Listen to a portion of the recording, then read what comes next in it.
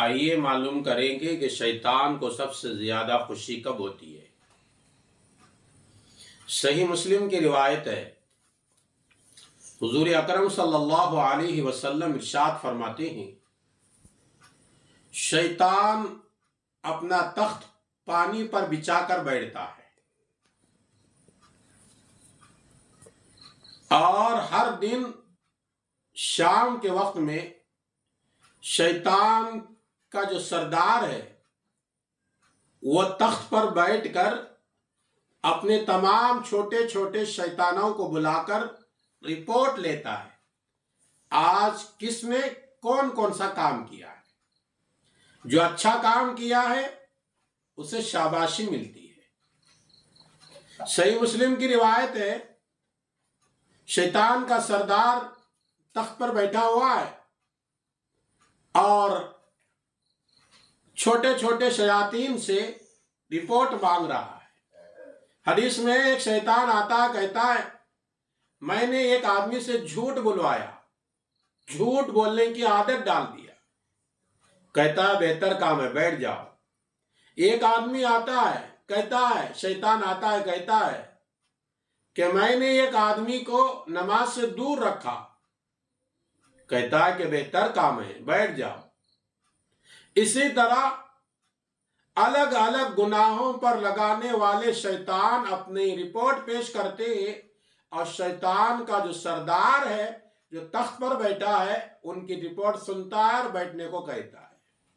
صحیح مسلم میں روایت ہے، حضور اکرم صلی اللہ تعالی علیہ وسلم ارشاد فرماتے ہیں، آخر میں ایک شیطان کھڑے ہوتا ہے، کہتا ہے، حضور میں نے کچھ نہیں کیا، میں نے میاں اور بیوی کے درمیان میں لڑائی ڈال دی۔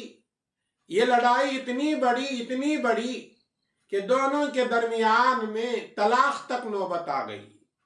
یہ سننا تھا، شیطان کا سردار اڑتا ہے اور یہ کام کرانے والے شیطان کو اپنے گلے سے لگاتا ہے اور کہتا ہے کہ تو نے بہترین کام کیا ہے، اسے شاباشی ملتی ہے۔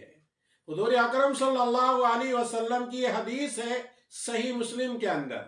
تو اس سے پتہ چلا ہے سب سے زیادہ خوشی شیطان کو اس وقت میں ہوتی ہے جب میاں اور بیوی کے درمیان میں جھگڑا پیدا کرتا ہے، یہاں تک کہ طلاق کی نوبت آتی ہے۔ جب یہ جھگڑا شروع ہوتا ہے، یہ دونوں کے درمیان جھگڑا نہیں ہوتا بلکہ دونوں خاندانوں میں جھگڑا شروع ہوتا ہے، اولاد کی زندگی تباہ ہو جاتی ہے اور دونوں خاندان برباد ہو جاتے ہیں۔ اس لیے اللہ کے نبی نے فرمایا سب سے زیادہ شاباشی شیطان کا سردار اس شیطان کو دیتا ہے جو میاں بیوی کے درمیان میں تفرقہ ڈال دیتا ہے، جدائی ڈال دیتا ہے۔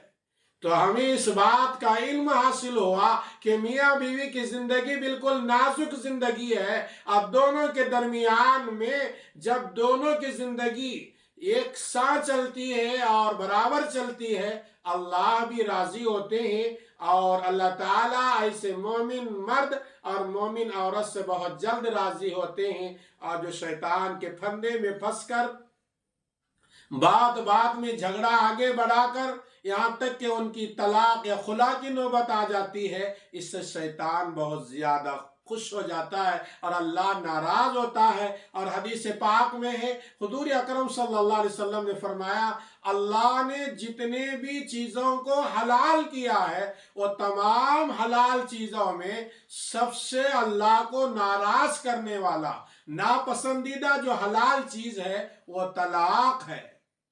اور یہ طلاق آتی ہے میاں بیوی کے درمیان میں ناچاقیاں پیدا ہونے سے، اور یہ ناچاقیاں پیدا کرنے کا کام شیطان کی طرف سے ہوتا ہے۔ جب یہ شیطان رپورٹ اس کے سردار کو پیش کرتا ہے وہ گلے لگاتا ہے۔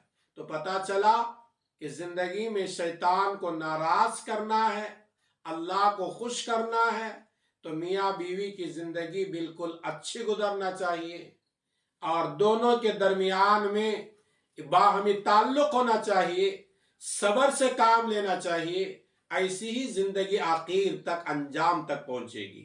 اللہ ہم تمام کو عمل کی توفیق عطا فرمائے۔ اللہ کی رضا والی زندگی گزارنے کی توفیق عطا فرمائے۔